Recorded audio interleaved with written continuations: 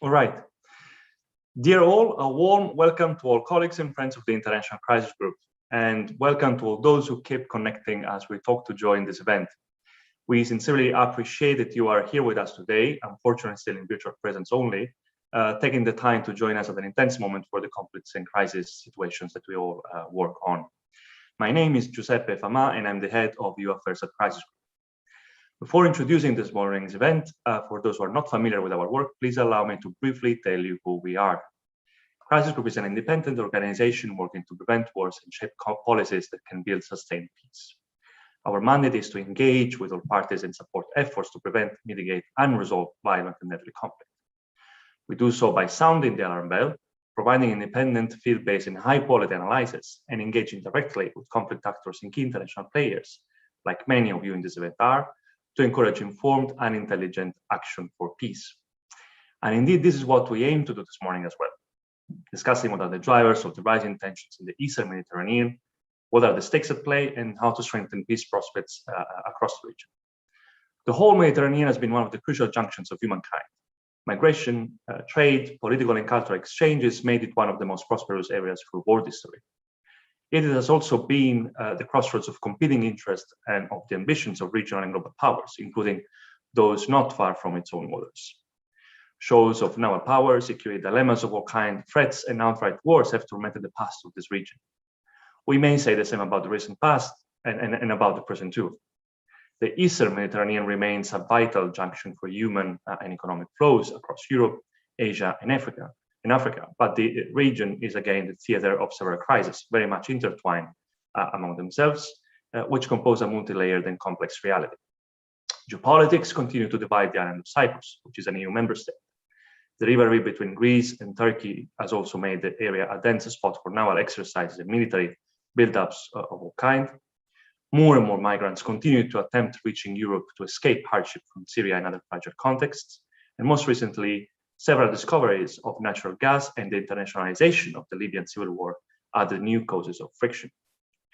Along with internal political shifts, these developments prompted a new escalation between Turkey and its neighbors, particularly Greece and Cyprus, which reached dramatic peaks. Most notably in summer last year, when Greek and Cypriot and Turkish vessels came into close contact on two occasions.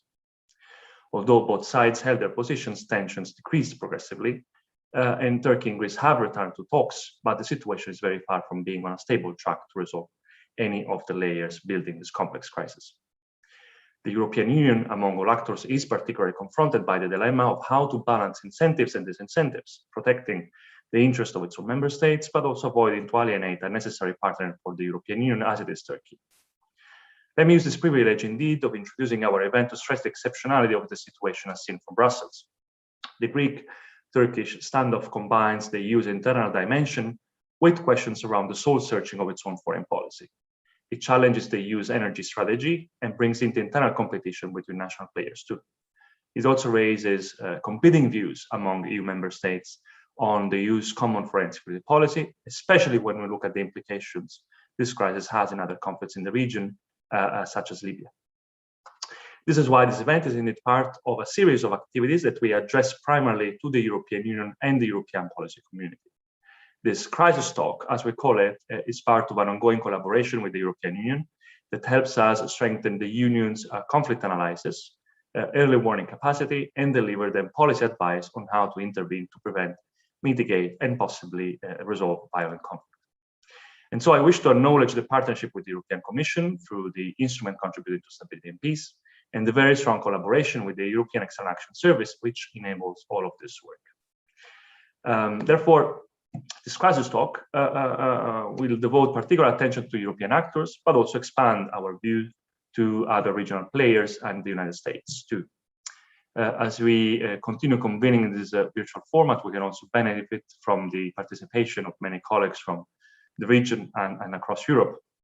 A little less than 100 colleagues are joining the call for this debate, including policy practitioners, regional experts and diplomats working on peace and security from the EU and its member states, as well as colleagues from civil society, journalists, and international organizations elsewhere. Plenty more will be also watching this event live through our channels. And indeed, this event is on the record and live streamed via our website and our YouTube channel. For those joining via these platforms or social media, you can interact with questions and comments in the YouTube page, and we encourage you to animate the discussion also on Twitter and other social media using the hashtag Crisis Talks. This crisis talk will be structured in one single session, but we will make sure to integrate at least 3 dimensions. First of all, we will address different perspectives from Ankara and Athens.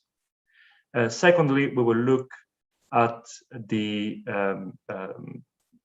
as a second pillar at the regional setting of this competition, particularly looking at the energy dimension. And a third pillar will address the EU and US roles and interest in the Eastern Mediterranean. And of course, we will devote about a third of our time to a Q&A with our participants, either in the school or in other platforms. I very much look forward to the panel discussion. I'm sure it will enrich not only our understanding, but also the array of options to consider in order to avoid a new escalation in the region.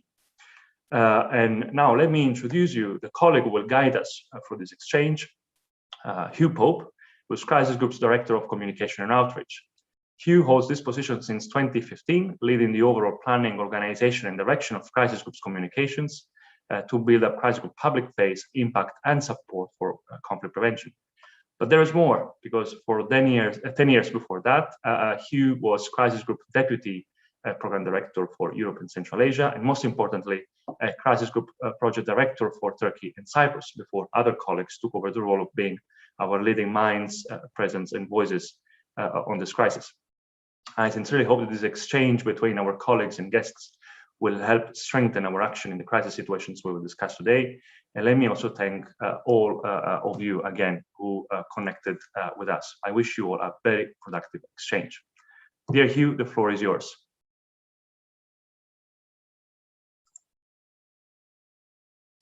Thanks, Giuseppe, for the kind introduction, and it's great to be back with this topic, which is very dear to my heart after all those years we spent together on it. And as Giuseppe mentioned, we're going to do this in 3 parts with the excellent speakers just waiting to join us. I will say just one extra thing about the format of the talk is that we will have something called a Slido system for putting your questions. You'll see it on the YouTube channel. You can vote. You can vote your questions up, the ones that you want to see, and we will then put them to the panelists when they finish their presentations. As Giuseppe mentioned, we're going to do this in 3 phases. The first looking at Athens and Ankara and Turkey, Greece. The second looking at the more regional context, and the third looking at the actual hydrocarbon aspect of it. And here we're very lucky to be joined by Charles Ioannis from the Republic of Cyprus. And that will come at the end. So without further ado, let's go to the first stage of our panel today. We're going to talk to Berkay Mandırıcı, our analyst for Turkey, who joined us in 2015 in our office in Istanbul. He comes from an NGO background in Turkey, and for us has also covered things like the conflict in Turkey's southeast with the Kurdistan Workers' Party, and also the return of ISIS. And so luckily the East Mediterranean issues are much less dangerous currently. But I think I'll start by putting the same question to both our panelists for this session, which include Ioannis Grigoriadis, who I'll introduce in a minute. But Berkay, first to you. We saw some really grave tensions in 2019 and 2020, some of the worst we'd seen for many decades, actually, with Ankara sending seismic ships into waters contested not just with Greece and the Republic, but also the Republic of Cyprus, and delineating maritime boundaries far further than ever before. Since the beginning of this year, we've seen talks start between Ankara and Athens. We've seen a more conciliatory approach, apparently, from Ankara. Just tell us, what do you think the risks are should these talks break down again? Thank you very much, Hugh. And thank you also for the question. So, I mean, we have been looking at the sort of East Med issues from the Libya prism. We did this in 2020. We moved on to write this report on Turkey, Greece, as you said, which I will go into more detail during my speech. Our Middle East colleagues are also looking into sort of the regional energy dimension. And we are also now working on a report on Cyprus, on the Cyprus dispute, which is also going to be on our agenda. So a lot of new outputs in the pipeline from our side. But so much for self-promotion. I think Giuseppe already covered that quite well. What I want to do to answer your question is to look at sort of the interrelated dynamics behind, Ankara's turn towards a more muscular approach in 2020. What were the reasons behind that? And what is the rationale behind sort of the recent turn towards de-escalation and sort of mending ties with adversaries? And finally, sort of also go a bit into the recommendations we have on Turkey, Greece, and also maybe conclude with a few points on Cyprus. So first, how did we get here? I think there are a number of interrelated reasons. First of all, hydrocarbon resources that were found in 2011, that picked up in 2018-19, and a sense of exclusion of Turkey and Turkish Cypriots from these energy designs led to a major concern and major frustration on part of Ankara. And it rendered it more urgent for Turkey to do something to respond to this isolation that it was perceiving. Of course, the non-resolution of the Cyprus dispute and grievances that have built up around the fact that Cyprus has remained unresolved for so many years, despite the 2004 Annan Plan and Turkish Cypriot support and Greek Cypriots voting against the Annan Plan at the time, sort of starting the history from there has been something that we have been hearing a lot from Turkish officials as one of the main grievances that have been built up around Cyprus. And of course, all of this came at a time when Turkey's relations with the EU and the US became much more sour. And I think these are sort of the contextual reasons that we also need to keep in mind. Its relations with other countries that have a stake in the East Med also deteriorated, particularly following the Arab Spring. Turkey's backing of Muslim Brotherhood and affiliates, it strained and actually ruptured ties with Egypt. Relations became much more difficult with Israel. And Greece was really able to stack up support from these countries, capitalizing on Turkey's deteriorating ties with them. So essentially, from Turkey's perspective, there were two blocks of countries converged against it in the East Med scene, which prompted it to respond in the way that it did. And then there were also shifts in domestic politics in Turkey, quite significant shifts actually. The coup attempt in July 2016 in Turkey was an important turning point. Nationalists, both aligned with the president and opposed to him, were pushing for a more hardline stance, and also the foreign policy realm. And they blamed the government for what they saw as Turkey's foreign policy failures, saying these were a result of two compromising policy positions that did not serve Turkey's interests, be it towards the EU, be it on Cyprus, also normalization attempts with Armenia, all of which came to naught. And of course, this came at a time when sort of the president of the ruling party started losing some support in opinion polls. And there was an attempt to keep fragile alliances with nationalists, with the Nationalist Party actually afloat, both in the bureaucracy and the parliament. So in a sense, there was a convergence of interest between the nationalist forces in Turkey and the ruling party, which reflected on foreign policy choices. So what we have seen, sort of the dominant narrative in Turkish politics for a while now, has been that there is an orchestrated attempt to contain Turkey's geostrategic reach, and that Turkey needs to push back against such efforts, including, if needed, via military means. And this line also gets a lot of buy-in from segments that do not support the ruling party. So there's a wide spectrum of support for such policy positions.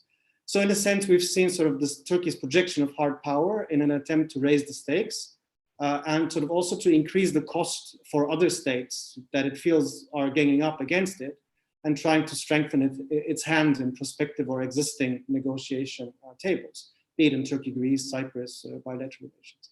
And there were a number of ways in which Turkey responded to this. There was the maritime delimitation agreement that it struck with Libya in 2019. The main reason for that was to sort of respond to sort of the contest maximalist Greek claims. in the stretch of the East Med you can see on the map. Thank you for projecting that. There was also an intention to complicate efforts to sort of build an East Med gas pipeline that would run from the East Med sort of through the areas delimited between Turkey and Libya and onto Europe. And then, as you already said, Hugh, you know, there were all these attempts about seismic research vessels being sent to Cypriot claimed and Greece claimed waters 2019-20 when tensions were rising. And of course, one thing we also should keep in mind is there was also at the same time, we saw that Turkey and Turkish Cypriots increasingly started voicing their preference for a two-state solution on Cyprus, you know, calling for a solution that should be based on, you know, equal sovereignty rather than a bizonal, bicommunal federation formula. We can discuss then how far that is realistic or not.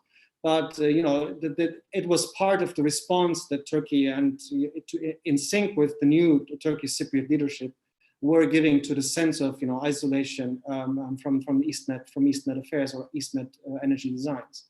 And then finally, we had a softening of tone. You know, there was a pivot of Ankara towards intense diplomacy on the Turkey-Greece track, but also on Cyprus, informal talks, and also other attempts sort of to mend ties with Gulf countries, but also with Egypt, to sort of peel off, as we say in our report, support that Greece and Cyprus are getting from these countries and for other interest-related reasons. So how to explain this pivot towards the West and other adversaries? I think on the Turkey-Greece track, Ankara saw that it could not afford more brinkmanship due to its economic fragility. Turkey really needs to mend ties with the West for, you know, not least for investor confidence. There was a threat of EU sanctions, which probably also played a role, and it could have been sort of affected the economy even more. Also, in some ways, you know, some of Turkey's adversaries began throwing their support behind Greece and the Republic of Cyprus even more than they did before when tensions were high. So, you know, Greek diplomacy in sort of galvanizing the EU and especially France and other countries to support it also showed that there were some limits of this assertive policy approach. And then, you know, there was a realization that, you know, there was not much more Turkey could gain from showing military muscle, and hence the push for relaunching talks with Greece. I think that was sort of the rationale behind Ankara and sort of going back to talks. The international context has also been shifting, which I think also played a role, and Alisa will talk about that more. But I just wanted to mention that, you know, Turkey is trying to profile itself more sort of as a geostrategically useful country for the West and also within NATO. We saw this recently in discussions around Afghanistan, Turkey's role in potentially securing the Kabul airport. To some extent also, you know, when tensions rose with Ukraine. So there's sort of and there's a normalization process, of course, ongoing between Gulf countries, Israel, Iran, and Turkey is concerned about being an outlier in the region or being excluded from these new regional emergent designs, which also sort of pushes Ankara and the Ankara leadership more towards diplomacy and diplomatic, like investing in diplomacy right now. But that, I mean, you know, that does not really mean that Ankara is ready for substantive compromises at the moment. Any sort of concessions, especially on, you know, maritime sovereignty claims, are very unpopular right now, and probably, you know, it's similar in Greece. I'm sure Ioannis will talk about that more. But you know, opposition parties vying for nationalist support are even pushing for a harsher stance on some of these files. And you know, we are approaching 2023 election cycle in 2023. Where, you know, the key voters will be nationalists, and, you know, the opposition parties will be vying for that as well. So, you know, there is really very little room, and even maybe not any room for significant concessions, compromises at the moment. But still, we believe, you know, it's important to capitalize on both sides' willingness to talk, Turkey's and Greece's willingness to talk, and strengthening dialogue channels. You know, one helpful step that we identified in the report is to sort of a recommitment to CBMs that have been elaborated in the past. We are still seeing NAVTEX announcements every now and then by both sides. Military drills are ongoing in the Aegean Sea. We also recently saw tensions between the two countries' coast guards. You know, migration is becoming a tense issue, remains a tense issue, both at the land border, but also in the Aegean Sea. around alleged pushbacks, etc. So it would be important for the sides to sort of recommit to military CBMs and where needed, expand them. Of course, there is a channel that is sort of the Turkey-Greece military talks on CBMs have been revitalized recently. So hopefully they can lead to some concrete outcomes soon, because it's important for those CBMs are important because they can reduce the risk of accidents turning into bigger escalation. And we've seen in the history of the Aegean dispute that this has been the case in the past. And then the two other aspects, the sort of addressing Turkey's sense of isolation. We've sort of looked into that as well. And I guess, in the end, sort of overcoming opposition of members of the East Med Gas Forum to sort of Turkey's inclusion would be an important step. Of course, there's still some way to go in that direction. And whether this will actually move forward will also depend on whether Turkey can normalize ties with Egypt, Israel, France in particular. But that's an area sort of to address this isolation that Turkey and Turkish Cypriots are expressing. And on the EU dimension, I think that's I wanted to note that as well. The positive agenda that we have on the table, sort of modernizing the customs union, new funds for Syrian refugees, which will be coming. These are all very important agenda items for Ankara from a Turkish perspective. But I mean, of course, the money that will come in for refugees is also very critical for the well-being of millions of refugees Turkey is generously hosting. And their vulnerability has increased during the pandemic. So that's definitely important. And I think these areas, both the customs union modernization and cooperation on refugees, are all positive in terms of potentially in the future opening up channels for more cooperation between Turkey and EU when things are more conducive. And finally, on Cyprus, there are we've started looking into the Cyprus question more deeply recently. But I think there are two sort of areas to look out for. Whether any common ground emerges between Greek and Turkish Cypriots to move from the 5+1 informal talks to formal negotiations. The sides still seem quite far apart as it stands. And sort of a breakdown of these contacts, of course, could be a trigger for more tensions. And I think sort of UN efforts in this regard should be watched, and there will probably be more meetings in September coming up. And then I think there's also this question on Cyprus, especially, what can be done irrespective of a path to settlement? What can we do while the sides are searching for common ground? And this will also depend on whether there's, a willingness emerging on the Greek and Turkish Cypriot side to agree to progress on sort of negotiations to stabilize sort of the island and the situation in the East Med, especially, on issues such as Varosha, gas revenue sharing, steps to ease the isolation of the North. But I mean, these are sort of steps that can be explored that could bring some positive momentum into the Cyprus discussion. But I would be curious to hear more views on this from the panelists and the audience. Maybe I'll leave it at that. And I already look forward to the discussion. Thank you so much. Thank you, Berkay. There was seeing a relatively benign answer to the risks. I'm very interested to see what our next speaker will have to say.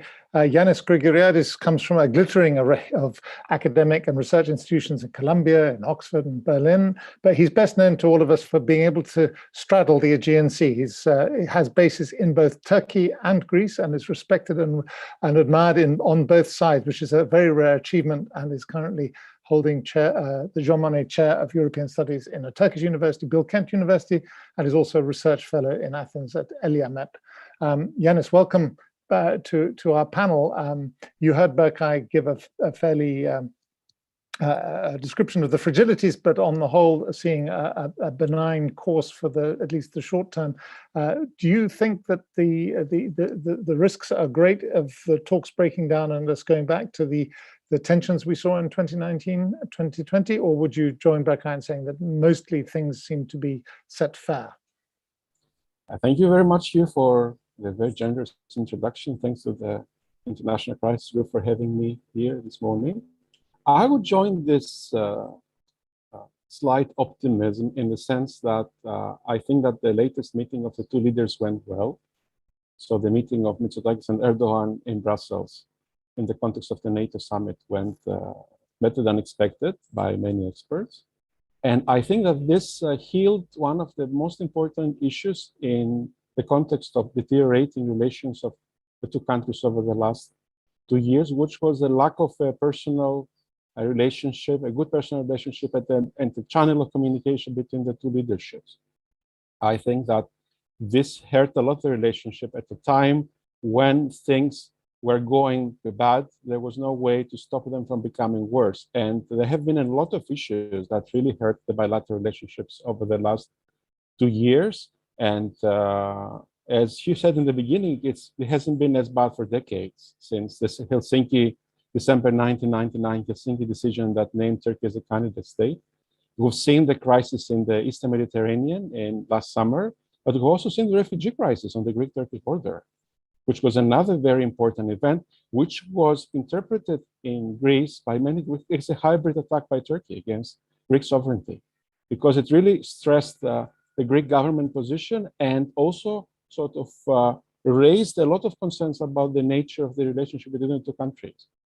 And of course, as Berkay mentioned, this signature of the Libya and Turkey memorandum back in November of 2019, if I remember well, this agreement also opened the Pandora's box regarding the maritime disputes between the two countries. This was an issue that was shelved for many, many years. The two sides had agreed to disagree, but no side took action in putting its position forward against the other. So by taking this position, Turkey moved the dispute back into the mid-90s, like when the EMIA-Karda crisis took place, when the two countries would dispute sovereignty and sovereignty rights over maritime zones.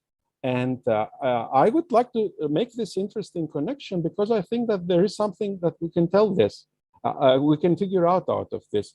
The people who were influential back then in the mid-90s, these admirals and these military officers that were behind the drive of Turkey's putting a number of multilateralist claims against Greece and against international law of the sea or the United Nations Convention of the Law of the Sea, were the same people that were advising the Turkish government in the last few years. And I refer to the authors of the so-called Blue Homeland Doctrine that became again relevant for Turkish foreign policy as a result of a number of developments in Turkey and the failed coup attempt and the recovery and of some of the officers that were removed by the Erdogan government in the first years of its administration. And they joined again the government alliance under the circumstances, of course, of the post-2015 Turkish coalition government, which is the AK Party and MHP, with the AK Party taking a very different attitude on foreign and security policy issues compared to the past. What was the irony of the situation was that Erdogan used to be criticized, and Berkay said, I think put it correctly, that many of the opposition seem to agree with what the Turkish government has been doing over the last years, because they used to accuse Erdogan for being too soft on Greece, or on the Greek-Turkish disputes, or on Cyprus. And now that the Turkish government shifted to that position, they appear to be arguing that the Turkish government came to our position or to our national position. Of course, this was matched with a much more unilateralist and militaristic attitude of Turkey. Turkey intervened in Syria, intervened in Libya, and attempted to project itself as a power that is not bound by its Western political and military alliances. And this, of course, was a very alarming issue for many neighbors in the region, including the countries that eventually came closer to Greece. So in that respect, Greece's success in signing an exclusive economic zone agreement with Italy first and Egypt, most importantly, second, had to do with the fact that Turkey had become enormously isolated in the region. And this is independent of what Greece did. So Turkey was isolated for its own policy reasons and failures, maybe, in the region. And then the Greek government was simply able to reap the benefit of this and was able to sign an agreement with Egypt that, on the one hand, came closer to the Greek position. But on the other hand, if you look into the map, and Berkay's map highlighted this, Greece was willing to agree on a line that didn't agree on the principle of equidistance between Crete and the Egyptian coast. It wasn't 50-50%, it was slightly tilted towards the Greek side. So the Greek government showed flexibility in that respect, and this was understood by the international community. At the time, Turkey was making the most maximalist of all claims, i.e. arguing that it shares a common maritime border with Libya. So in that respect, I think the Greek position became stronger diplomatically internationally, and Greece was able to benefit from the stronger support of France and a number of other international actors that highlighted that what Turkey was doing in the Eastern Mediterranean was really undermining regional security. And of course, there was an instrument on the table to de-escalate and reduce tension, which was the resumption of exploratory talks that was taking place for many, many years between the two sides. The exploratory talks was a part of the Helsinki structure. The Helsinki decision of December 1999 had introduced a mechanism that would hopefully lead to the resolution of the Cyprus question by 2004. Unfortunately, it didn't happen, as we know, but also tried to frame the maritime dispute between Greece and Turkey in a way that there are some exploratory talks between the two sides, and in the case that these talks fail, then the two sides agreed to refer the case to the International Court of Justice, which would make a decision binding for both sides. So again, this opportunity was lost in 2004. Exploratory talks continued for some years. They were interrupted again, interestingly, in 2016. And then since then, the two countries had no channel of communication. And there was no diplomatic way to exchange views and prevent the escalation of tensions and disputes. So like issuing naftexes, for example, or making all sorts of unilateral moves. So this is how we came to this extremely dangerous situation of last summer, which I don't think was due to what the Greek government was intending. The Greek government was definitely not intending into getting into this, but it had to respond because what Turkey appeared to be doing was like sovereignty claims on an area that was also disputed claimed by Greece. So the Greek government appeared compelled to make some moves there to claim that we have rights here and this is our sovereignty. We have sovereignty rights in this region as well. I would like also to conclude my brief statement. I don't want to take more time so we can have more discussion by referring to the Cyprus question. The Cyprus question has been poisoning developments in Greek-Turkish relations and in the Eastern Mediterranean overall. I think that the missed opportunity Crans-Montana, whereby until Crans-Montana, somebody could hope that natural gas discoveries could become a conflict resolution catalyst in the Eastern Mediterranean, because natural gas would provide some additional funds, because the solution of the Cyprus problem would cost money, and nobody would like to foot the bill. And if there was a natural gas bounty, that would be very, very good. Unfortunately, the Cyprus problem swallowed the natural gas discoveries. So the natural gas discoveries amplified the disputes, because now we had the issue of Turkish Cypriot representation, or the fact that Turkey doesn't recognize the Republic of Cyprus unlike the rest of the world. And all this adds to a complexity of a problem already complex and unsolved for many, many years. So in that respect, my understanding was that the Turkish government attributed at least some of the responsibility for the failure of the Cyprus talks to the Greek government. So in that respect, they didn't understand, maybe projecting the relationship between Turkish Cypriots and Turkey on the relationship between the Republic of Cyprus and Greece. They consider that the Greek government is equally responsible for the failure, at least from the Ankara point of view, of the peace talks in Crans-Montana. So they moved into a more unilateralist attitude and a more maximalist or aggressive attitude, this time infringing upon Greek rights, so not Cypriot rights. And this is how we came to this situation. So in that respect, any international attempt to revive the peace talks in Cyprus along the internationally recognized framework would be more than welcome. I recognize very much what Berkay said, that there is a new government in the north that has been taking now the two-state solution as the priority, and that's of course another discussion topic. We cannot solve it now. I don't think it would be a viable solution, even though BBF, Bilateral Federation, might be a difficult solution to achieve. A two-state solution may have a lot of other issues to address before becoming a reality. So I wouldn't support that.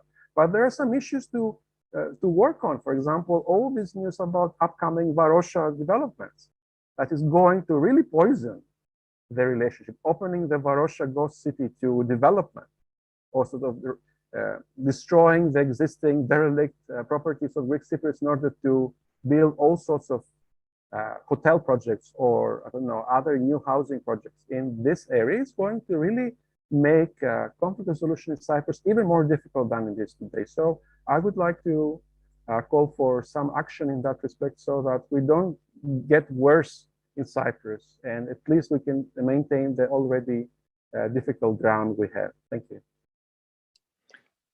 Thanks, Ioannis. Thanks for keeping to time too. That there were lots of issues that you've raised that I look forward to coming back to in the questions. This whole issue of Turkey's blue homeland policy, whether these personal relationships that you mentioned are really managing to restore proper communications, and of course also the issue that you refer to, that Cyprus before 2000, say, used to be a fairly niche interest. It was basically Athens, Nicosia, and Ankara, and ever since Cyprus joined the EU, it became an EU problem with Turkey on the outside, sort of Turkey negotiating to join, so half in but half out, and the circle of interest growing with or accelerated perhaps by the hydrocarbon issues of bringing in the East Mediterranean. And so with that, I think I'll move to the next phase of our discussion. And here I'll bring in Alyssa de Carbonell, who is Crisis Group's Deputy Program Director for Europe and Central Asia, but is thoroughly familiar with all these issues of Europe's security as a reporter who covered Europe's security for Reuters News Agency for many years, and has also been on the front lines of many active wars as a reporter before then.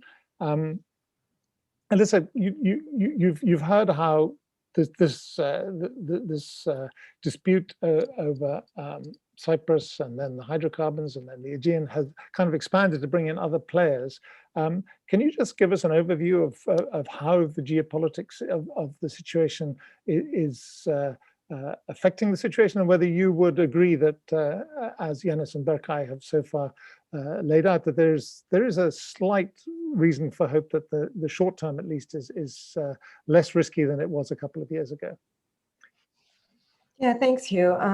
So I do think that's a good question. We've heard a lot already. So but I think maybe it wasn't the worst crisis of the last 50 years. In this periodic escalation between Turkey and Greece, but it was certainly the most protracted crisis to date. And I think a lot of that has to do with the geopolitical shifts since then. I mean, we've heard a bit from Berkay and Ioannis definitely about, more in the detail about how this bilateral dispute has kind of morphed over time to encompass this wider knot of issues, and how the positions of the two make it even tougher to entangle right now with some of the domestic politics that Berkay and Ioannis were talking about in Turkey also. But I mean, I do think there is,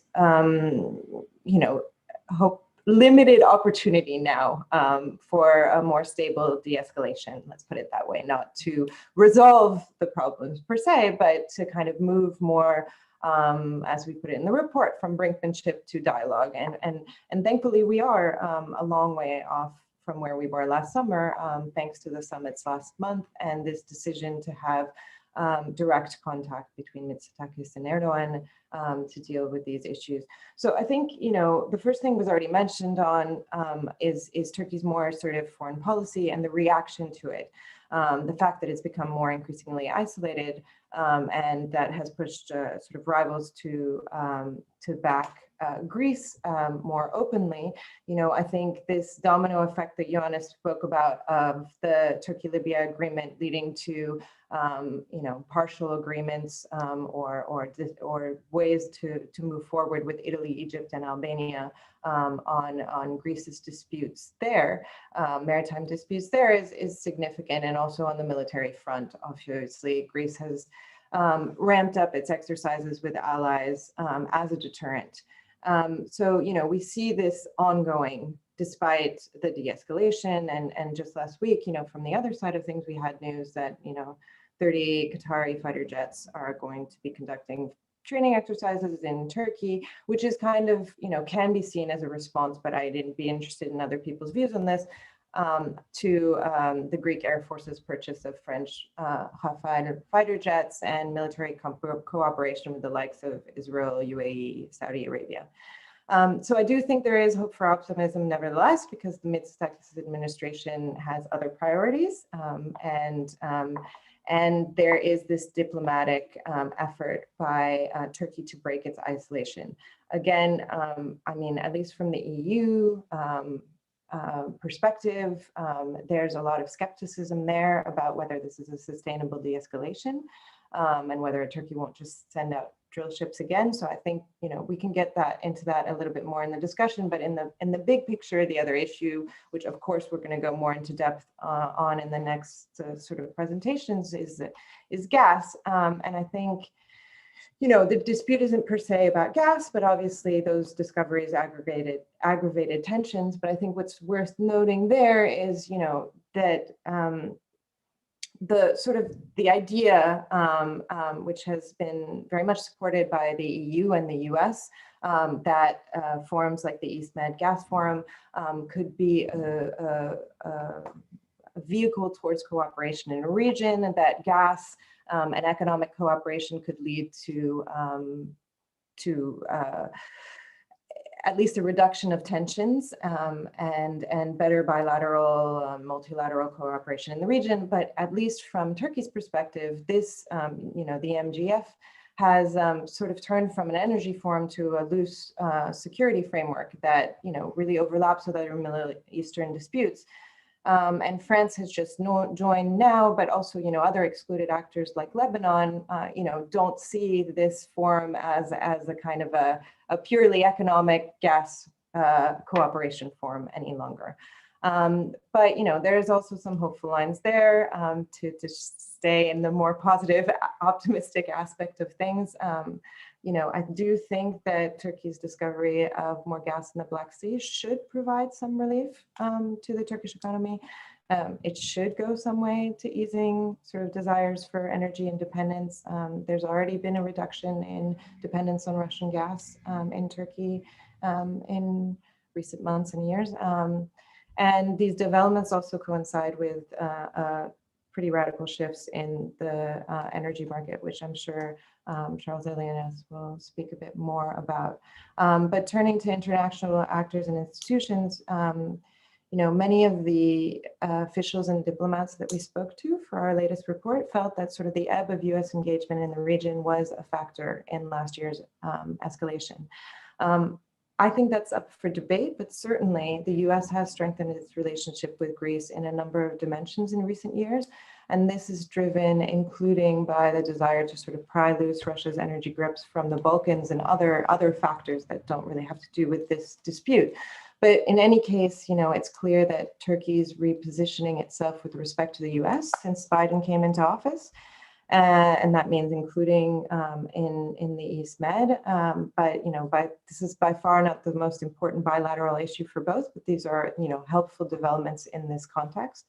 And then just to touch on some of the other actors from a European angle, well, NATO has obviously been an important mediator in the past, and Berkay spoke about some of the confidence building measures, military to military sort of the framework that has been put in place for the militaries on both sides to exercise restraint. And that, was brokered in large part by NATO in the past after previous cycles of escalation. They haven't played such a critical role at the moment. There was a very important sort of moment in the fall when NATO did encourage these efforts. But I think it's important to remember that Turkey remains an active and critical partner in NATO operations. I mean, you see that with the F-16 fighter jets just sent to Poland, to think about sort of the wider sort of picture of these things. And obviously at the NATO summit last month, we saw the importance of these kind of meetings on the sideline that have allowed for a reduction of tension, that have allowed for dialogue to go forward. And again, this direct channel of communication rather than what we saw. So, sort of last but not least in the geopolitics, I mean, Berkay again touched on this. Ankara's sort of dim prospects for EU accession, or dimming prospects for EU accession, has removed, one of the moderating factors in Turkish and Greek policy alike. But I think, it's also where we stand now. We kind of see an EU approach that teeters between extremes. It's, the signaling of the potential for interest-based cooperation, but also, threatening sanctions and restrictive measures. And the tensions over migration since 2016 have had a big influence on the EU's response to Turkey over other issues. Turkey is no longer as satisfied, perhaps, as it was at the time when the 2016 migrant deal was brokered, and both sides saw that as sort of relatively fair. Turkey has been less satisfied with that deal over time. There's questions over disbursement of funds and whatnot. But, Ioannis mentioned how important the migrant crisis was in Greece's thinking and reaction to this. And now, when you talk about EU policy, I guess the cynical view from Athens and Cyprus is that each EU member state has its own sort of interest driving its response to Turkish ships plying waters near Greece or Cyprus. And it has little to do with solidarity. In any case, we can see that German efforts to mediate last summer were kind of hamstrung by these EU divisions over the right approach to Turkey. But there are other tensions there, if we're quite honest. Germany was in a very good position to mediate at the time and has sort of important bilateral relationships with both actors.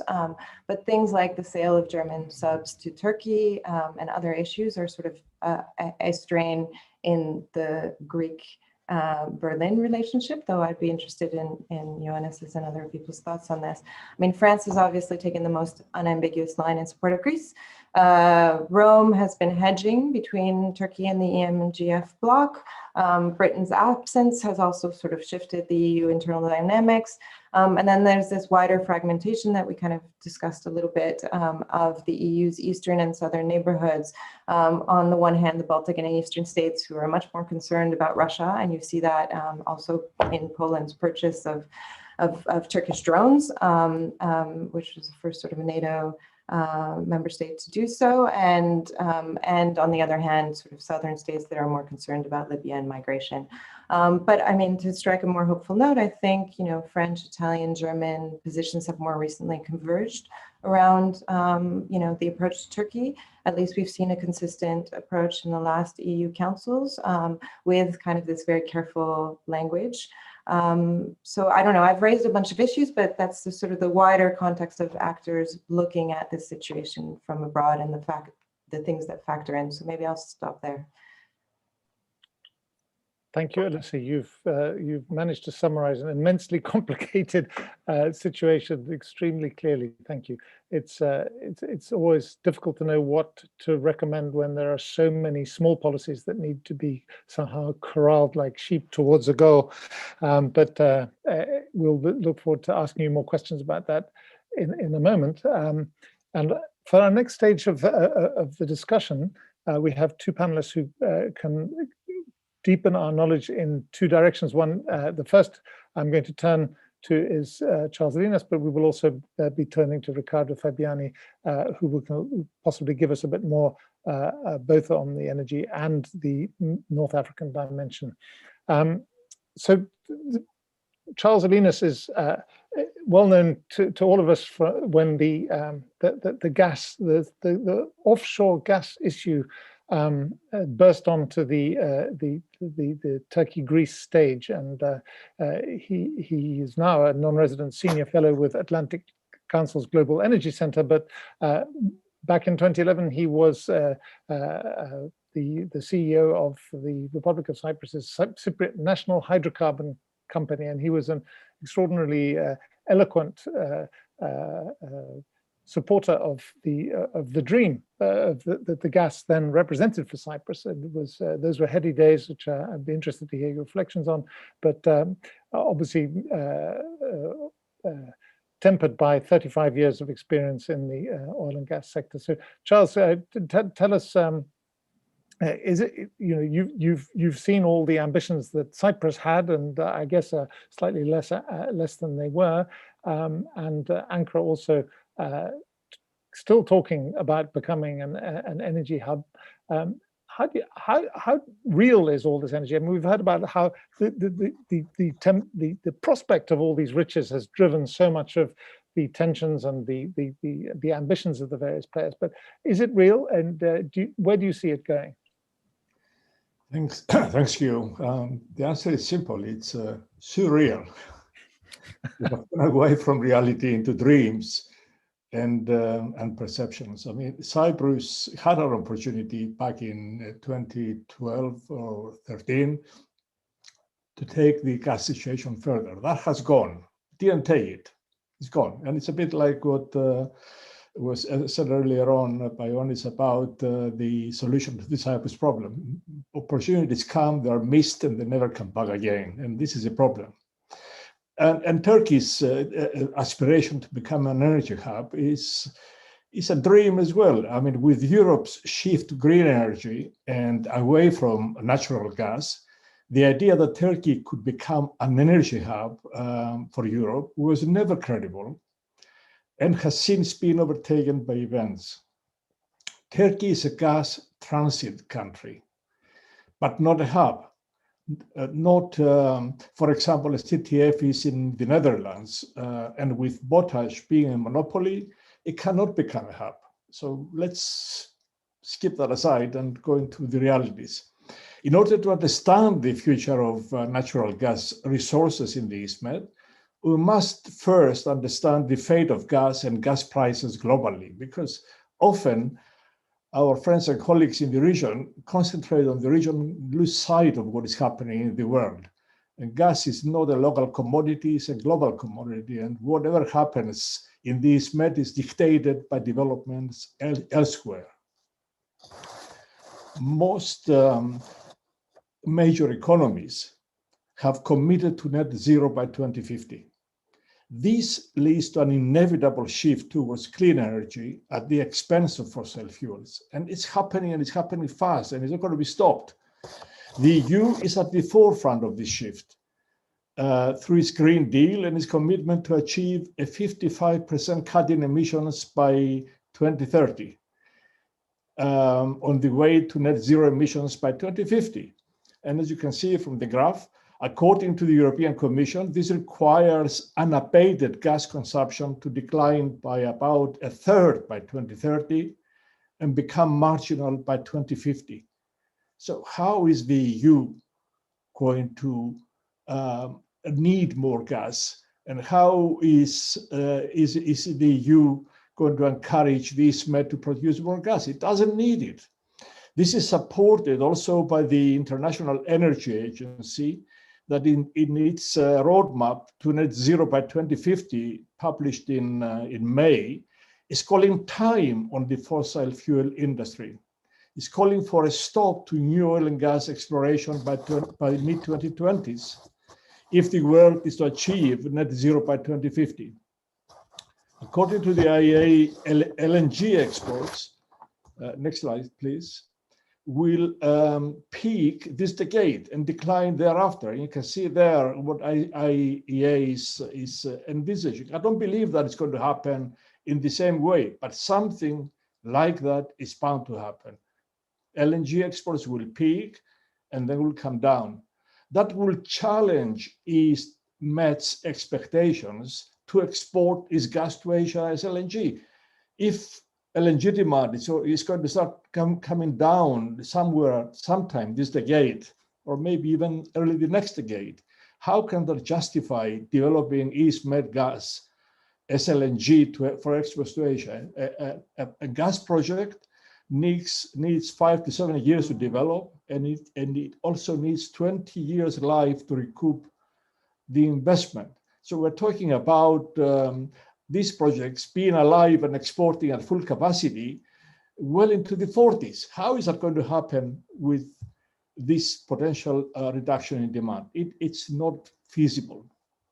In Europe, gas is facing an existential crisis as a result of new climate policies that are now affecting investment in new natural gas projects and plants. The world's largest banks and investment institutions are committing to a low carbon future. It is fast becoming a case of not just peak oil, but also peak oil investment, peak oil and gas investment. Where is the investment going to come from to sustain these projects? The IOCs, the international oil companies, are now being forced to adjust and operate in this new highly challenging environment. It creates a huge problem for all the international oil companies and financing of new projects. Listed oil company capital expenditure, as you can see from the graph, was about 360 billion in 2014. It came down to 200 billion in 2019, and it is now down to 140 billion and going even lower. This cannot sustain project activity to pre-COVID-19 levels. The trend for IOCs will be contraction to core regions and larger projects with less appetite to take new areas. This brings challenges to the development of the EastMed. Not only EastMed gas is expensive to develop and get to global markets, but the recent regional turmoil is caused by a belligerent Turkey, the Libyan instability, and the lingering maritime disputes and the Israel-Lebanon dispute and so on, may be becoming too challenging for the troubled IOCs to tackle. They have other areas to concentrate. Take ExxonMobil, has huge discoveries of oil, about 10 billion barrels in Guyana, much easier to develop. Why should they be bothering about the EastMed? As operations, exploration and production in the EastMed are led by the IOCs, and we depend on these. We don't depend on national oil companies. We don't have them. We depend on the IOCs. These developments are bound to affect future investments and plans substantially in the EastMed. The region needs to wake up to this fast evolving situation and adjust accordingly, but I'm afraid that is not happening. Apart from the fast shifting situation, gas is not the main driver of Turkey's actions in the EastMed, but the pretext. And let me explain. The geological likelihood of finding hydrocarbons in the areas of the EastMed Turkey has been exploring or drilling is small. So far, it has drilled 8 wells without any credible results. And it's not going to have any credible results. In addition, Turkey, driven by energy security concerns and balance of payments, has been prioritizing domestic energy production, renewables, hydro, coal, and now nuclear, and is now going to develop its own gas in the Black Sea at the expense of energy imports. So Turkey increased domestic energy production to 30% of the total energy it uses. And it has now diversified gas imports by bringing in floating storage and regasification units that allow it to import LNG from the spot market, buying from where it's possible. Last year, 20% of Turkey's gas came through these FSRUs. That's diversification. This gives credence to the view that Turkey's aggressive actions in the EastMed over the last few years are not energy-driven, particularly in the areas it claims to be part of its continental shelf, having such low probability of gas presence. The drivers behind these actions are geopolitical, pursuit of maritime control, and probably hegemony in the EastMed. But I'll leave it to other colleagues who concentrate on geopolitics to explain that. Last year, it appeared that President Erdogan preferred to maintain disputes as a distraction to divert internal opinion in Turkey from the increasing problems within the country due to its worsening economy. But the economic situation has now become dismal, mostly as a result of his own actions. His belligerence may have been tempered by the realization that he needs the EU and the US on his side. Confrontation is going to help him. After all, the EU is Turkey's main commercial partner, and the US is likely to take a dim view if the confrontations of 2020 are repeated. This time round, the new US administration is working more closely with the EU on matters relating to Turkey, the East Med, and the wider region. EU's approach with US support is if strictly maintained, could help offering Turkey incentives for meaningful cooperation, but also maintaining the threat of sanctions should Turkey revert back to aggression and confrontation. In its dire economic state, and it's getting worse as we talk, Turkey has much to gain by engaging constructively and cooperating with you, and much to lose if not. Essential to this is the escalation of tension in the East Med through continuation of the cessation of illegal drilling activities and continuation of bilateral talks between Greece and Turkey. In particular, Turkey must refrain from further unilateral actions in violation of international law. EEZ and continental shelf delimitation disputes should be addressed through dialogue under international law. And we'll probably say more about this later on during the discussion. Thanks. Thank you, Charles. It was really useful to see your dose of realism there about what's really happening in the markets and what can really be done. And I especially liked your comment about doing a deal when it's possible to make a deal, because these opportunities do come and go. So thank you for that. And I will turn to our last speaker, to Ricardo, who is our Crisis Group's North Africa Project Director, and overseeing our work in Egypt, Libya, Tunisia, and Algeria, all countries which are literal countries to the Mediterranean Sea, and have now become involved in this East Mediterranean drama to greater or lesser extent. It'll be fascinating to hear what he has to say about that, bringing experience that he had before joining us in energy consultancies and policy consultancies. And so how real is the North African involvement in all the issues we've been discussing? Are they aware of the realities that Charles just outlined to us? Thank you, Hugh. I think when we talk about the Eastern Mediterranean, inevitably we are talking about a very real, I would say, regional rivalry between Egypt and Turkey. Egypt has sort of emerged over the years as the main, almost antagonist or rival to Turkey's interests in relation to the development of the East Mediterranean gas resources, but not only, right? We know that Egypt and Turkey have obviously competed and are still competing over other geopolitical regional issues of great relevance to both countries, such as Libya, but obviously also the role of political Islam in the region. And Cairo has sort of, I would say, tried to position itself as an alternative, right, of offering an alternative vision on all of these issues, and particularly on the East Mediterranean.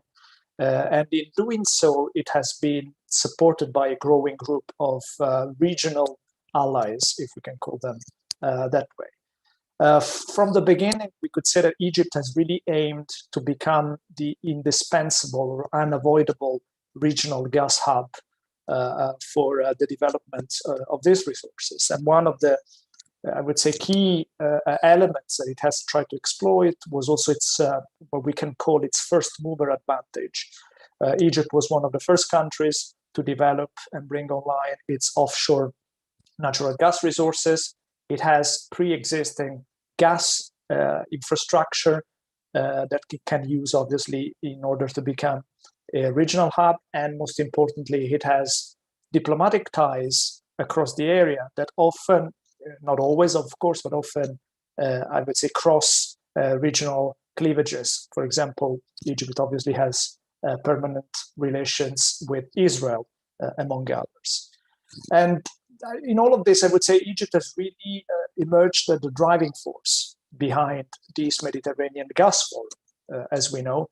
Which obviously, as Alyssa was saying already, it has been presented as a technical institution meant to handle the cross-border aspects of these resources and various other technical issues. But in reality, it has really become a geopolitically charged entity. And if we look, just a simple look at the membership of this body is sufficient to understand this reality, right? We have Cyprus, Egypt, France, Greece, Jordan, Italy, as permanent members, but then we have Lebanon, Syria, and most importantly, Turkey outside of these organizations. And one of the European countries that is obviously a member to this group is actually France, which is geographically hard to consider as belonging to the Eastern Mediterranean. So inevitably, I would say the growing tensions between Turkey on the one hand and many of the forum members on the other hand, have really weighed heavily on this situation and on this group, of course. And over the past years, we have seen a kind of a consolidation of a loose coalition of Mediterranean states, more or less all driven by their opposition to Turkey's role and Turkey's interests in the region. And Egypt has really been at the forefront of this camp. It has really reinforced over the past few years its diplomatic and military ties with France, Greece, Cyprus, and the UAE, which is also, by the way, an observer to the Eastern Mediterranean Gas Forum.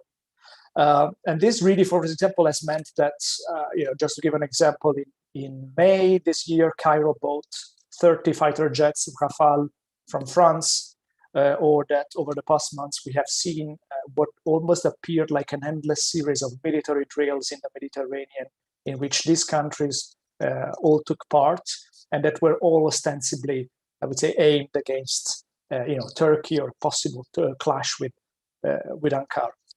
So in all of this, obviously, there's been this, I would say, consolidation of interests or of an alliance almost against Turkey. And on the other hand, obviously, we've seen, as Berkay and Alyssa were already explaining, Ankara's reaction to this growing isolation. And one of the key, I would say, developments, and probably the key development in all of this has been Turkey's direct military involvement in the Libyan conflict. That began between December 2019 and January 2020, as we know, officially on the invitation of the Tripoli government, which at the time was desperately fighting against Khalifa Haftar's forces that were on the outskirts of the Libyan capital, and they were about to topple the Tripoli government, which, by the way, was at the time the internationally recognized executive. So on the invitation of the Libyan government, Turkey began to send a vast amount of military supplies, its own troops, advisors to halt this offensive, and most importantly, to preempt the defeat of the Western Libyan government. And this operation was extremely important because, on the one hand, obviously, it marked the spectacular reversal of the Libyan conflict, of the dynamics in the Libyan conflict. We went from an almost done victory for Haftar and its regional allies, so Egypt and the UAE, to an almost a defeat for them. But what is important, and is not just the dynamic inside the Libyan conflict, but also what came with this support. And maybe here we can bring up the slide that was shown before during Berkay's presentation on the delimitation of maritime borders, because Turkey here used this operation, so the support it brought to the Tripoli government, at the same time to strong arm the Tripoli government to accept a treaty that defined the international maritime border between Libya and Turkey. But this definition of the maritime border was suddenly in open contradiction with other agreements and other interpretations that the other Eastern Mediterranean countries had previously either signed or promoted. So this agreement really came as the price that the Tripoli government had to accept, had to pay for its own survival, for this intervention that really managed to avoid its own defeat.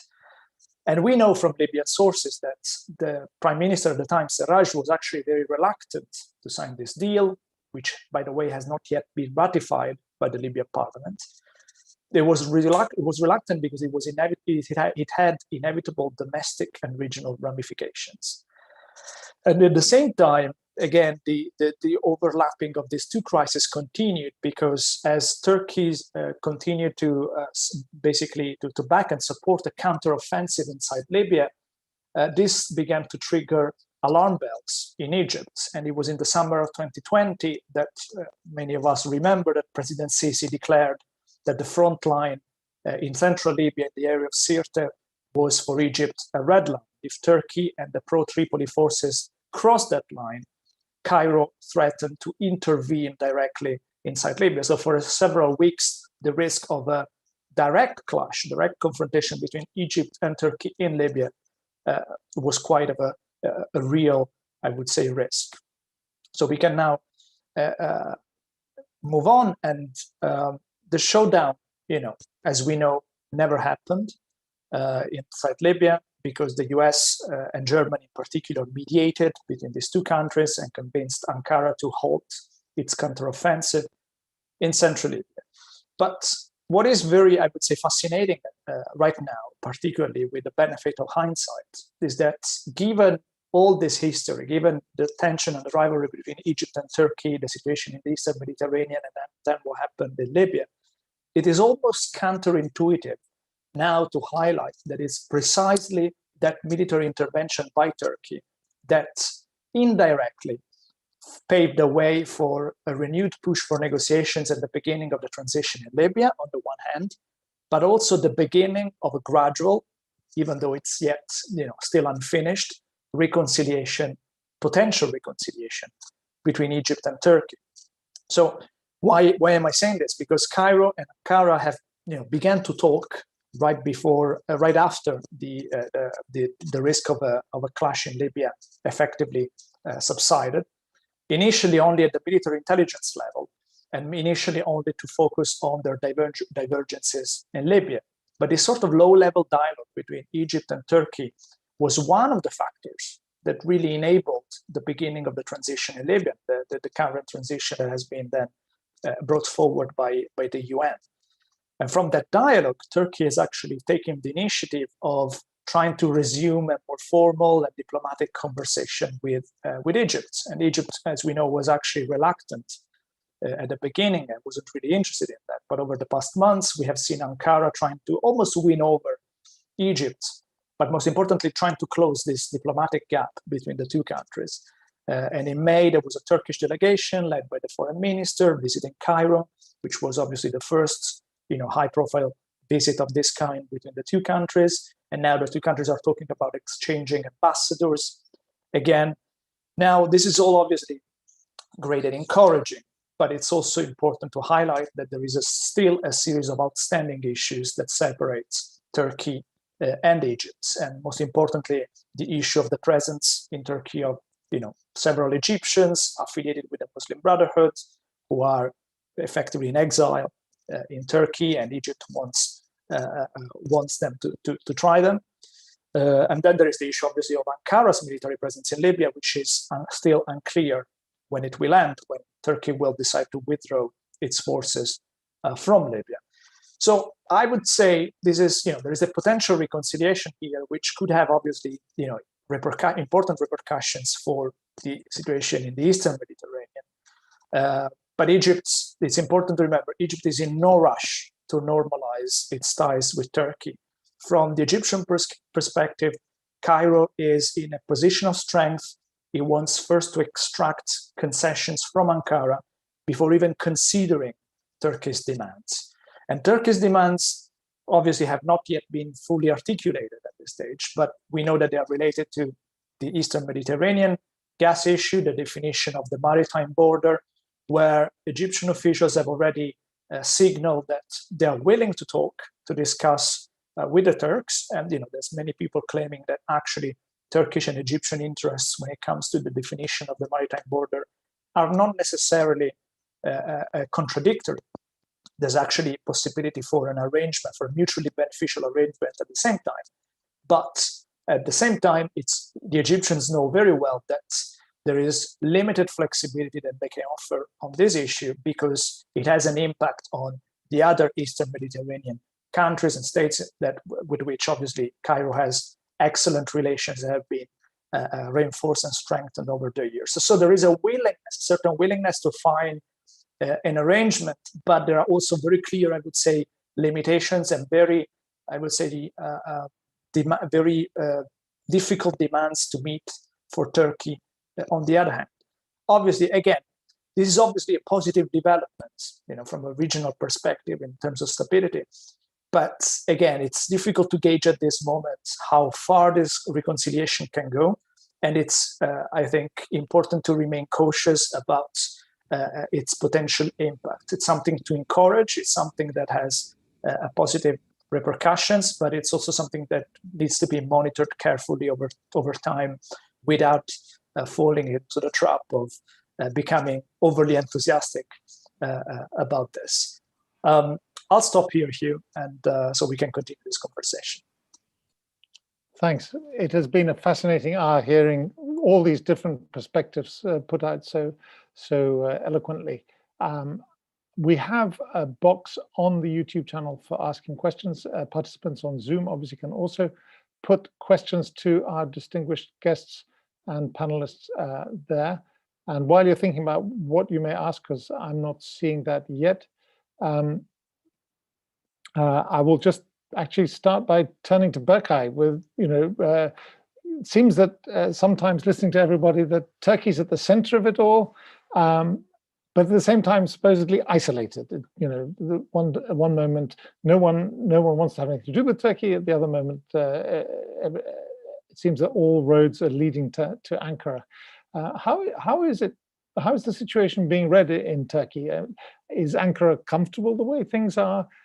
Is it moving on to other partners? Does it think it's got everything balanced nicely? Is there more that it wants from a convergence with the EU? The negotiations to join the bloc seem to be completely frozen, but is there more that it can do in a transactional way? Could it just patch up with Egypt and go back to its old idea of being a regional leader? Or will it just continue in what one of its leaders used to call splendid isolation? How is Ankara reading the situation, Berkay? Thank you, Hugh. Yeah, you're right. I think we are in a situation where, Ankara has realized that sort of it's deteriorated by bilateral relations with a number of countries are not serving its interest anymore. And that realization, of course, has prompted sort of new attempts to break out of that isolation. And, increasingly, we're also seeing this sense of, becoming more strategically autonomous. Strategic autonomy is coming up very often in the debates here in Turkey, but also sort of in general is expressed a lot by Turkish officials. That reflects on sort of the defense industry, but also, on steps elsewhere. So I think there is a sort of an attempt to do that. And of course, Turkey has historically always been balancing the West with Russia, and that's sort of one of the key points I think that we also need to look out for, because as Turkey's relations with the West deteriorated and Turkey found itself more, Russia actually increased its leverage on Turkey on a number of fronts. And that has made it more difficult for Turkey to balance ties with the West, obviously S-400s and all the other issues played into that. So I think right now we are sort of in a transition phase in Turkish foreign policy, where we are seeing both sort of a balancing and a sort of attempt to break out of this isolation and redefining Turkish foreign policy in a more strategically autonomous way. Not in the way that we saw potentially in the 90s, where Turkey would be a reliable NATO member, which again, I guess is part of the policy in general, but I think it goes a bit beyond that. Also, Turkey becoming more of an autonomous actor in foreign policy, trying to redefine and sort of let's say, delimit its area of operation in foreign policy, in foreign policy, mostly in ways that will serve its interests. So I think we have been seeing that sort of 3 or 4 things going in parallel, keeping the balance, but still redefining the limits that Turkey can push in terms of strategic autonomy. And I guess sort of the sense of, you know, a withdrawal, let's say, or lesser engagement of the US in this region has also played into that, because in the past Turkey would see sort of its alliance, would see more benefits from its you know, strong alliance with the US and within NATO, whereas recently that has shifted more, and you know, the US is not seen as a reliable actor, as less reliable, let's say, compared to the past. And I think that has also brought up the need to become more strategically autonomous and think about new ways of engaging with actors in the region. Thanks, Berkay. Yes, strategic autonomy here. By the way, I don't think the 1990s we saw a Turkey that was obedient either. I mean, as it were, to the Western will. I remember constant clashes with the United States over NATO issues and so forth. But Ioannis, if I could turn to you while everyone is thinking up their questions to our panelists, please don't be shy. They're eager to answer all that you may ask them. But Ioannis, you've heard about the strategic autonomy. Where do you think Turkey fits in? How do you think everyone can get to a place where they are comfortable with each other? Is that a realistic prospect?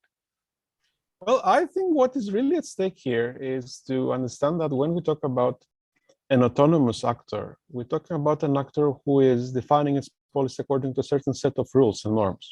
And this is the problem here for Turkey, I think. And maybe that's the issue that the Greek approach and what has been going on in the Eastern Mediterranean is been trying to put forward. The idea is that we need to have a relationship which is rules-based and not a purely cynical transactional relationship, whereby Turkey is trying to strike one-to-one deals with certain countries or trying to promote its interests in a realist point of view. The European Union doesn't operate or doesn't want to operate in that environment. So there is international law, there are international organizations that try to pave the ground for the resolution of international disputes.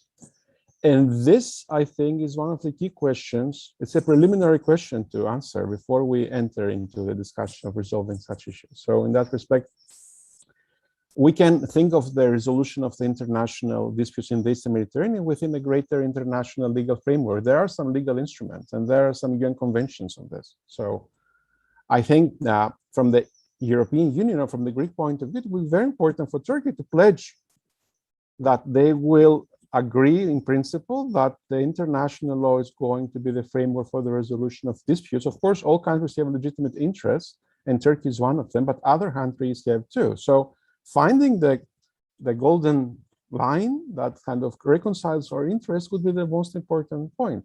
Otherwise, that could be quite difficult, and it would be a relationship that has been recently developing in some ways. We can say, for example, that many critics in the European Union looked into the refugee deal between EU and Turkey as a very cynical transactional deal, whereby both sides were able to get something, but international norms suffered. And in light of this, of course, we cannot escape looking into the domestic situation in the country, where the rule of law in Turkey goes, or where freedoms go, because over the years, over the decades, that was one of the most important things to expect from the improvement of EU-Turkey relations, that democratization in Turkey would develop, and Turkey's ranking in freedoms or human rights international lists would improve. And it is an important discussion to have within the European Union, whether we've given up completely of this and we're trying to engage with Turkey on a different level, or whether we think that this is still something worth pursuing.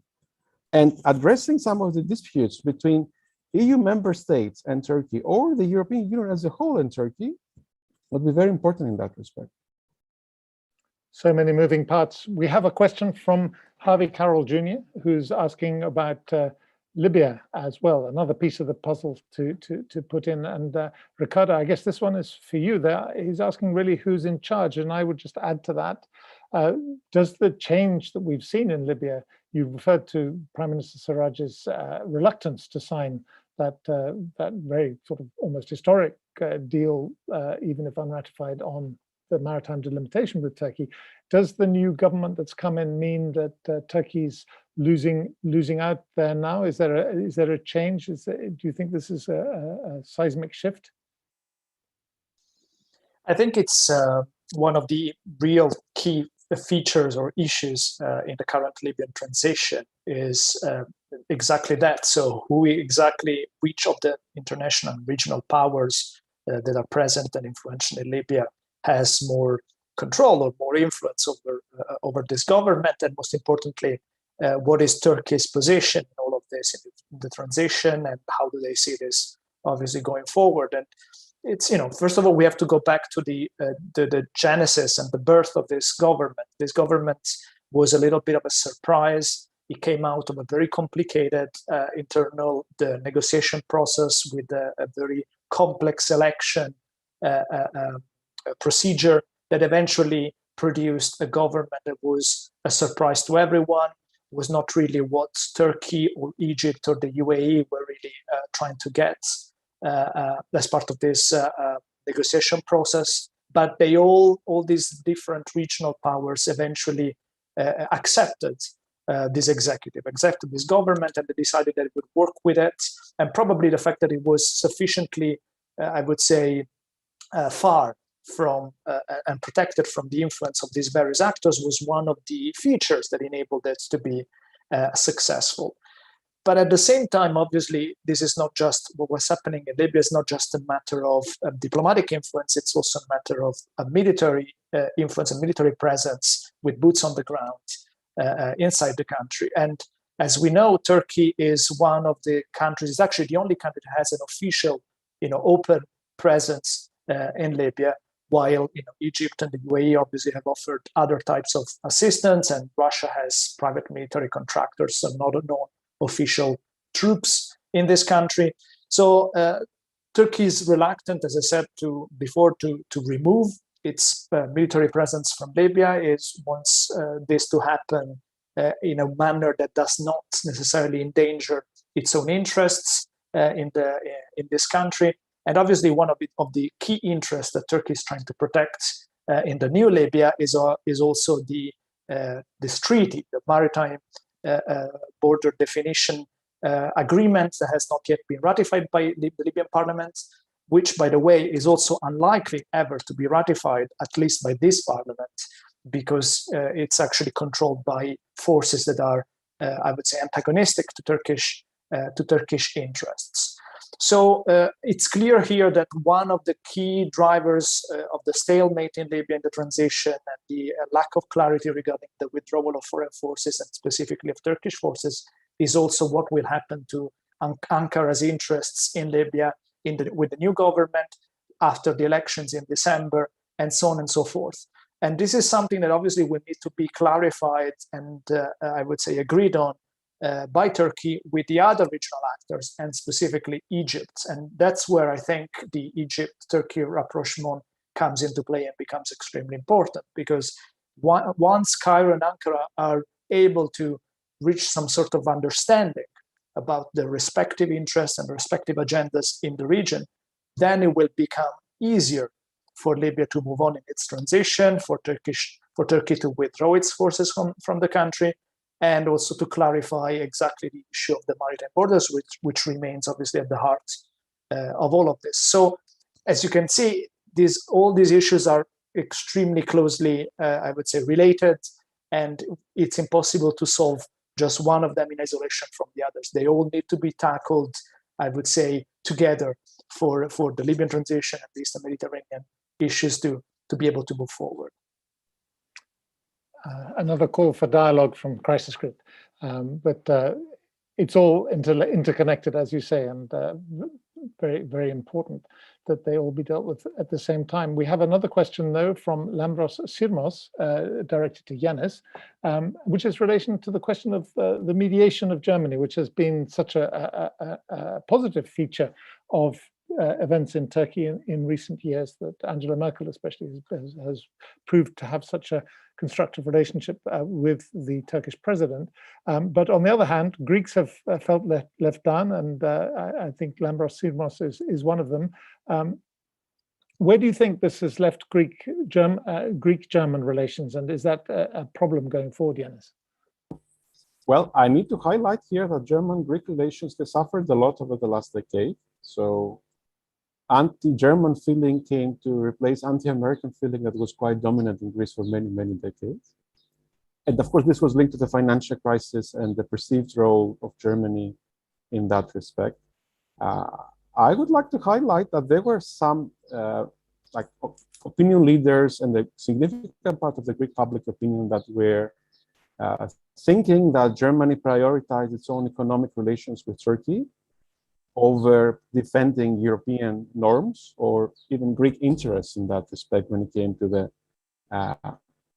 Greek-Turkish disputes over the Eastern Mediterranean, over the migration crisis, and so on and so forth. And interestingly, that was one of the criticisms that the German government received within its borders too. So I think the Green Party was also very upset about the fact that Germany could strike deals with the Turkish government, regardless of the state of affairs of the human rights within Turkey or other important domestic issues. I would like to highlight, though, here that for most European experts, and I would agree on that, I would see the two positions of France and Germany as complementary and not as contradicting each other. So in that respect, France would take a stronger position in defending Greece and Cyprus, and would even send military forces there. But Germany would keep a dialogue of communication open with Turkey and capitalize on this very important personal relationship that you mentioned, which I, in the beginning of my presentation, argued it was missing between the leaders of Greece and Turkey. So in that respect, I would see that all this worked together. And very importantly, there was a meeting of the South European leaders in Corsica, in whose communique the leaders recognized German diplomatic efforts for de-escalation. So I would prefer to see this as a part of a continuum and a part of a whole picture, and not as two countries, the two leading countries of the European Union, trying to compete against each other and leaving Greece either an expectation of more support or leaving Greece disappointed because it doesn't get the support it expected. Thank you. Yes, very important, these contacts. And while we're waiting for another question from the chat, the Q&A or on the YouTube channel, I'd like to just ask Charles Ioannis about something which another aspect of the realism. One of the most surprising projects to have emerged from the early 2011 enthusiasms, 2012, was that a giant pipeline that was going to come from the far east of the Mediterranean to Europe. It's still, I think, officially part of European policy to support this pipeline. Is that really still on the cards? Is that anything that anybody really thinks will ever be built?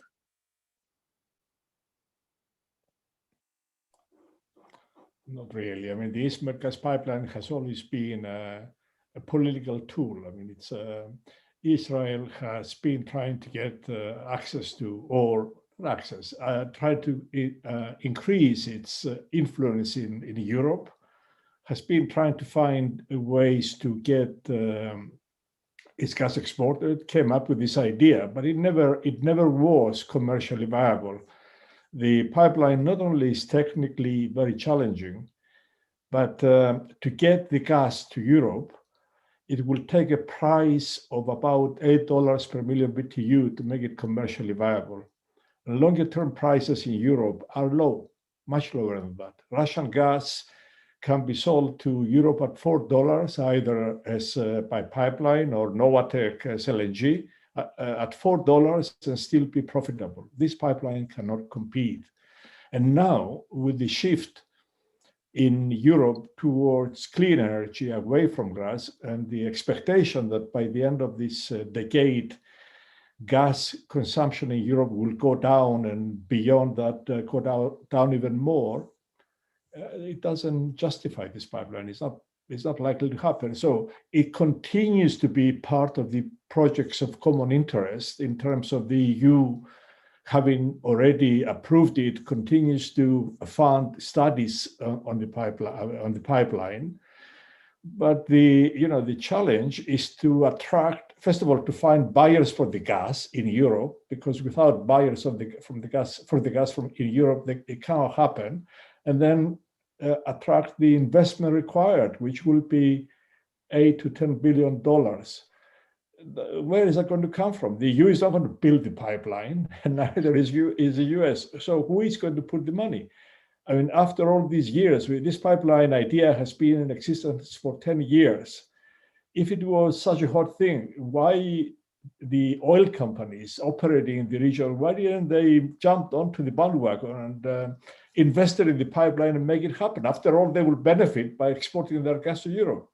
The reason they haven't shown any interest is because it's not commercially viable. It's as simple as that.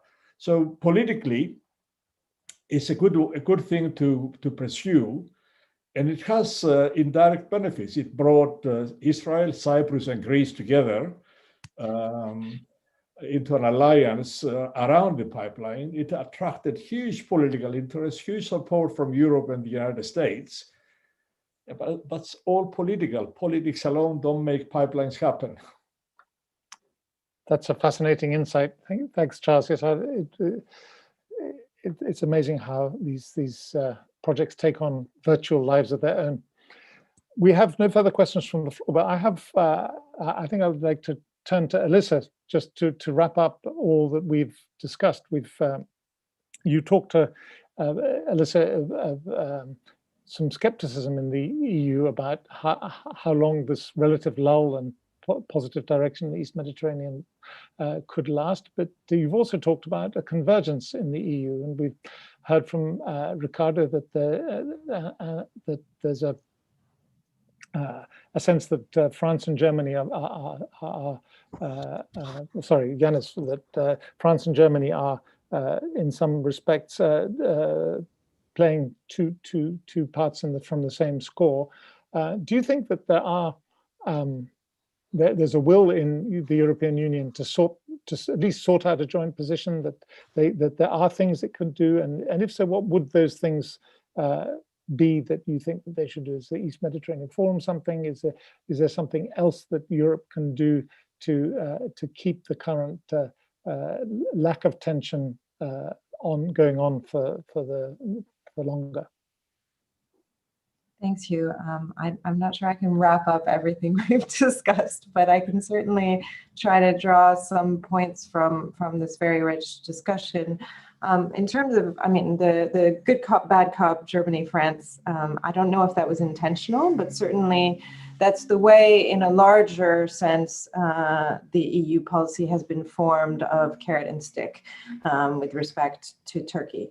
I think now, where with the tensions starting early last year, especially over Cyprus, and then sort of expanding with the crisis with Greece over the summer, there was a lot more debate and all of these different interests that I talked about, fears over migration, fears about losing a strategic ally within NATO, these different sort of considerations that different EU member states rank in different ways when it comes to Turkey.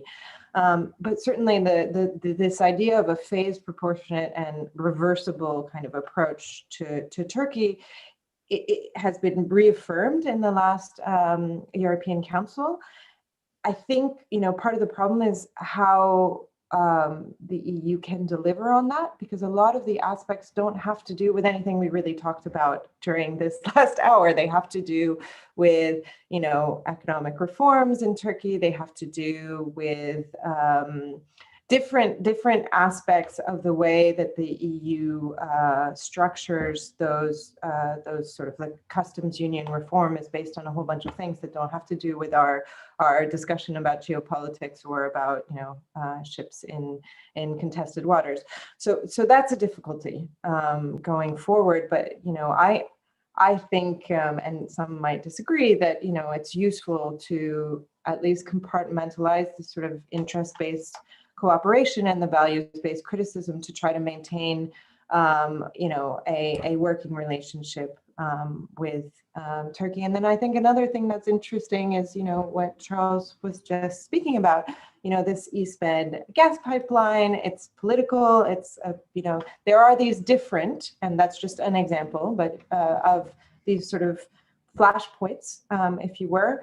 And some of them are in unnecessary, or not backed up by the economics or by the reality behind it.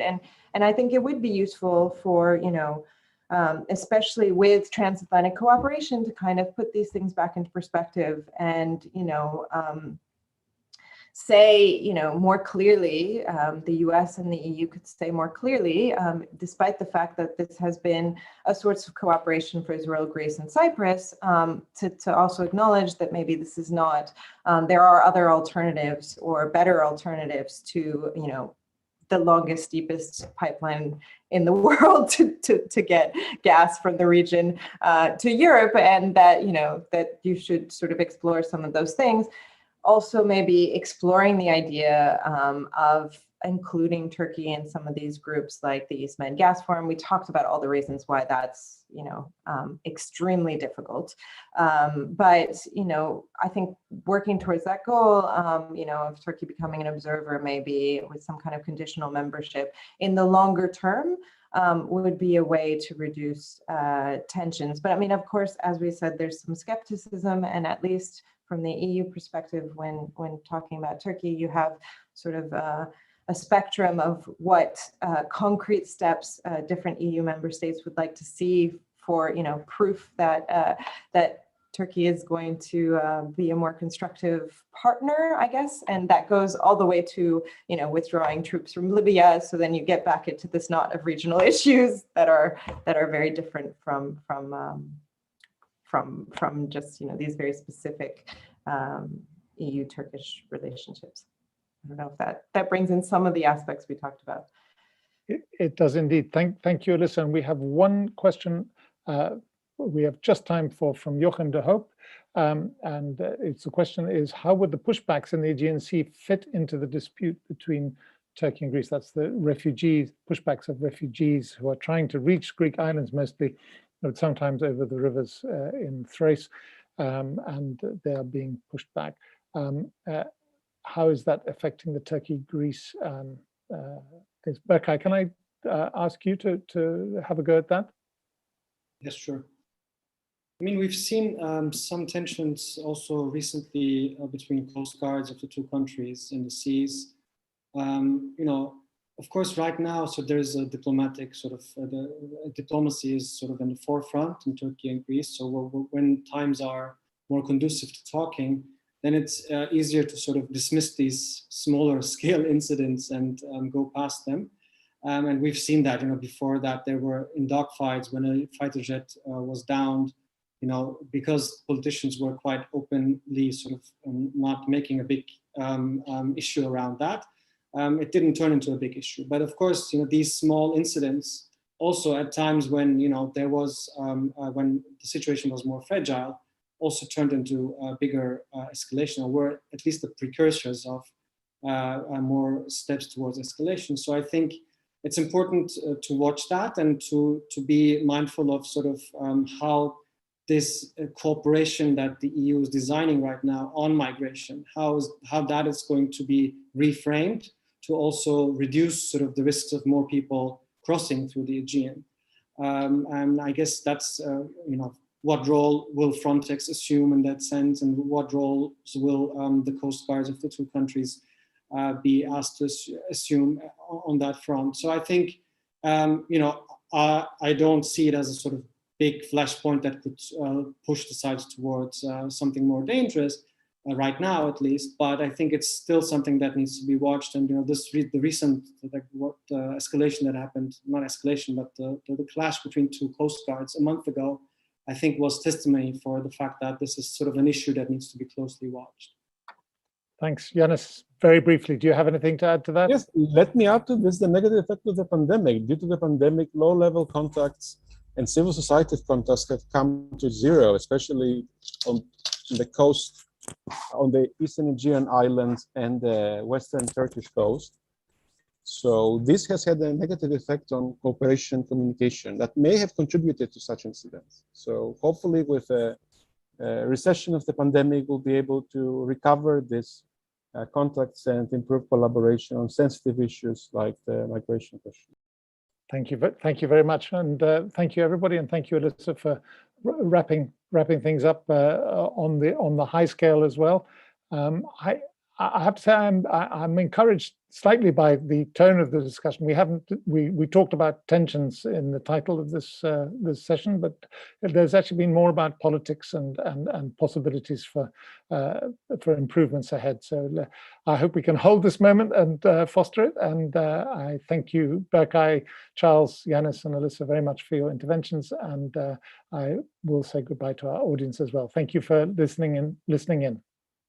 Goodbye. Thank you. Bye. Thank you. Bye.